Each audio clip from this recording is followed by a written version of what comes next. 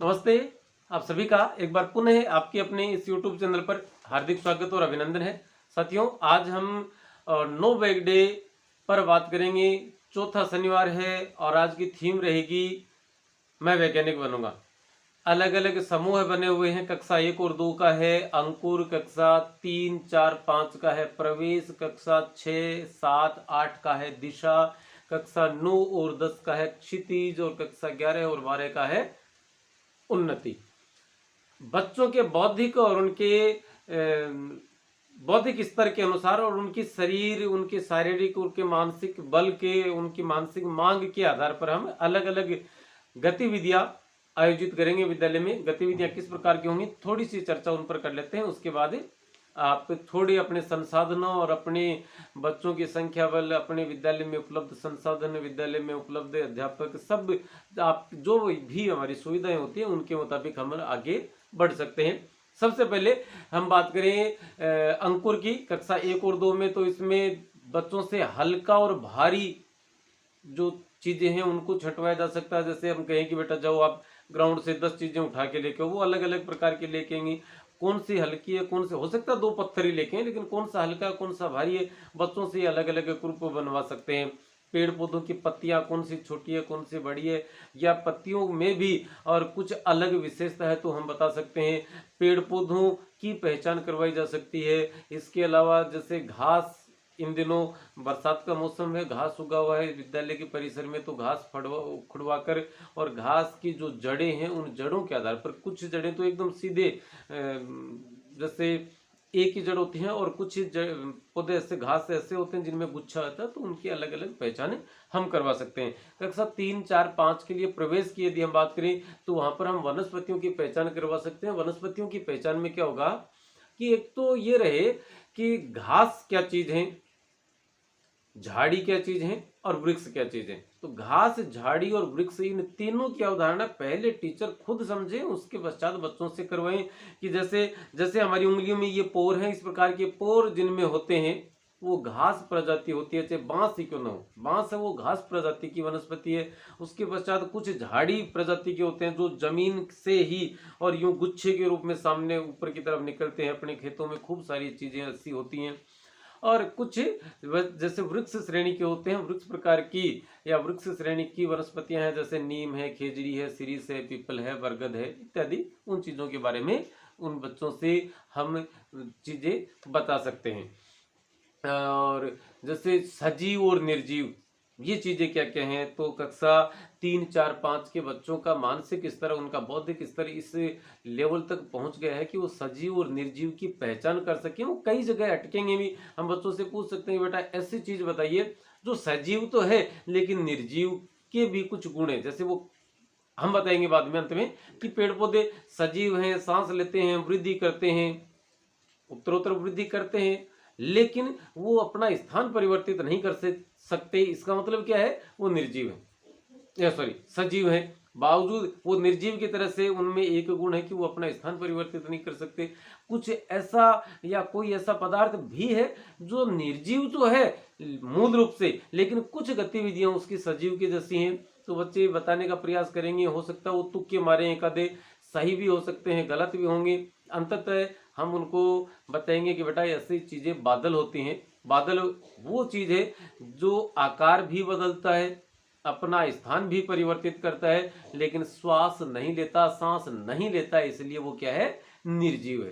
तो इस प्रकार की चीजें बता सकते हैं। इसके बाद में जैसे हम कहें दिशा, कक्षा 6, 7, 8 के लिए वहां पर एक तो कबाड़ से जुगाड़ बनाना सिखाएं हम। कबाड़ से जुगाड़ में क्या है, जैसे एक बोतल है, कोल्ड ड्रिंक्स की बोतल है या और किसी प्रकार की बोतल्स हैं, खाली डिब्बे हैं, उन डिब्बों से, खाली बोतल से, उनसे कार्टन के जो गत्ते आते हैं उन गत्तों से किस प्रकार से कोई नई चीज बनाई जा सकती है। एक से ज्यादा चीजें बनाई जा सकती हैं। जैसे पुराने चिथड़े हैं, कपड़े हैं, उनसे हम खरोसिया से और पायदान वगैरह बना लेते हैं। तो इस प्रकार की कोई जो चीजें हैं वो छोटी मोटी चीजें बच्चों से हम कहें कि बेटा इसके, ये बोतल है, बोतल को काट लिया, ऊपर से नीचे उसमें एक गत्ता लगा दिया, चिपका दिया। अब उसके आजू बाजू आप रंगीन कागज या कोई कलरफुल टेप इत्यादि का राउंड करके उसको एक पेन दान बना सकते हो, पेन रखने का बॉक्स बना सकते हैं। उसमें नीचे 1-2 छेद डाल दिए जाएं, इसके अलावा बर्तन रखने का बनाया जा सकता है। कई दफ़ा हमने ये देखा है, मैंने अपने दोस्त दीपक चंदवानी जी का जिक्र करूँगा, यहाँ अलवर के हैं साथी, और उन्होंने एक कॉलेज का जिक्र किया था, फेसबुक पे पोस्ट लगाई थी। वहाँ बोतल में कुछ ऐसी डिजाइन काटी हुई थी, बोतल को एक साइड से, और उसको फिर क्या किया, दीवार पर लगा रखा है, और वहाँ पे एक झूलता बगीचा, झूलता उद्यान उन्होंने बना रखा है। इसके अलावा मैं जिक्र करूँ, धनूरी से हमारे साथी हैं हामिद जी, तो हामिद जी के घर का सीन है। घर पे नीम है, और नीम पर उन्होंने पाइप, जो अपने पाइप आते हैं 1.5-2-3 इंच जिनकी गोलाई होती है, उन पाइपों में अलग अलग इतने इतने छेद करके उन्होंने क्या बना रखे, पक्षियों के लिए आवास बना रखे हैं। तो वो अपने घर पे, तो वो चीजें हम वहां पर बनवा सकते हैं बच्चों को इस बारे में। तो कबाड़ से जुगाड़ कैसे बनाया जा सकता है, वो चीजें हम बच्चों के साथ वहां शेयर कर सकते हैं। कार्टून के गत्ते हैं, उनके ऊपर हम प्लास्टिक की जो थैलियां होती हैं, वो थैलियां चिपका दें टेप के जरिए, और उसके पश्चात उसे नीम से बांध भी सकते हैं, उनमें चिड़ियाओं का वो रहेगी। या हम बोतल में इस प्रकार से कटिंग करें कि चिड़ियाओं के लिए या पक्षियों के लिए वहां पर चुगे की व्यवस्था की जा सके, पेयजल की पीने की व्यवस्था की जा सके। खूब सारी चीजें हैं जो हम कबाड़ से एक जुगाड़ बना सकते हैं। बाथरूम में रखने के लिए हम बोतल से ही एक ब्रश का स्टैंड बना सकते हैं। या जो आप कई बार घरों में क्या होता है, आजकल लाइट फिटिंग की व्यवस्था हो गई, वो एक अलग बात है, लेकिन कुछ घर आज भी ऐसे मिल जाएंगे जहां बल्ब यूं लटका रखा है, तो बरसात के मौसम में उसके होल्डर में पानी जाने की वो गुंजाइश रहती है। तो वहां बोतल के ढक्कन में इस प्रकार का छेद हो कि सिर्फ तार उसमें से निकले, और आप बोतल का कवर उसमें लगा देवें, बोतल को नीचे से काट देवें, होल्डर उसके अंदर से है, वहां पर हम बल्ब LCD या जो भी LED वगैरह CFL है वो लगा सकते हैं। तो क्या हो, इससे पानी नहीं घुसेगा उसमें, वो चीज़ें खराब नहीं होगी, लाइट में शॉर्ट सर्किट होने का खतरा वो कम हो जाएगा। तो इस प्रकार से हम कबाड़ से जुगाड़ बनाना सिखा सकते हैं। कक्षा 9 और 10 की बात करेंगे, तो वहां पर भोजन, क्योंकि 9-10 के जो बच्चे हैं वो शारीरिक रूप से थोड़े मजबूत होने लगते हैं। ये वो उम्र है कि इस उम्र में बच्चों की जो बॉडी है, बच्चों का शारीरिक विकास है, वो बहुत द्रुत गति से होता है। तो यहाँ पर भोजन से संबंधित उनको जानकारी दी जा सकती है कि भोजन के स्वरूप, जैसे ठोस भोजन कौन सा है, तरल कौन सा है, रात्रि के समय भोजन हल्का लेना चाहिए, भारी लेना चाहिए, दिन का लंच कैसा हो, नाश्ता कैसा हो, इन चीजों के विषय में जानकारी दे सकते हैं। पोषक तत्व हमें किन किन की जरूरत है, अनाज हमें कौन कौन से खाने चाहिए, दाल कौन कौन सी है, दाल की पहचान भी, तिलहन कौन कौन से हैं, उनकी पहचान, उनका जो उनकी उपज किस क्षेत्र में कितनी होती है, उसके विषय में बताया जा सकता है। इसके अलावा उनको ठोस, द्रव और गैस, जो पदार्थ की 3 भौतिक अवस्थाएं होती हैं, उनके विषय में भी बच्चों को रूबरू करवाया जा सकता है।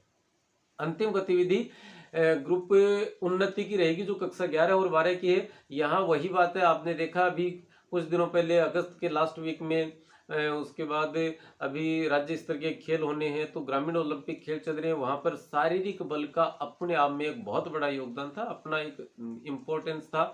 तो शारीरिक बल की तरफ बच्चों का ध्यान केंद्रित हो, और इसके लिए जरूरी है कि वो हमारे भोजन के विषय में जाने, हमारे अनाज के विषय में जाने, हमारी दालों के विषय में जाने, तिलहन के विषय में जाने, मानव शरीर और उसमें पोषण का क्या महत्व है, उन चीजों के विषय में जाने। तो इस प्रकार की गतिविधियां हम वहां से पर बच्चों के साथ करवा सकते हैं, ताकि तो तीसरा शनिवार था इससे पीछे वाला, उस शनिवार पे जो गतिविधियां आयोजित हमने की थी कि खेलेगा राजस्थान, बढ़ेगा राजस्थान। तो खेलेगा एक अलग चीज है, लेकिन बढ़ेगा एक अलग चीज है। बढ़ना कब पॉसिबल हो पाएगा, जब शारीरिक रूप से हम स्वस्थ और तंदुरुस्त और मजबूत रहेंगे तब।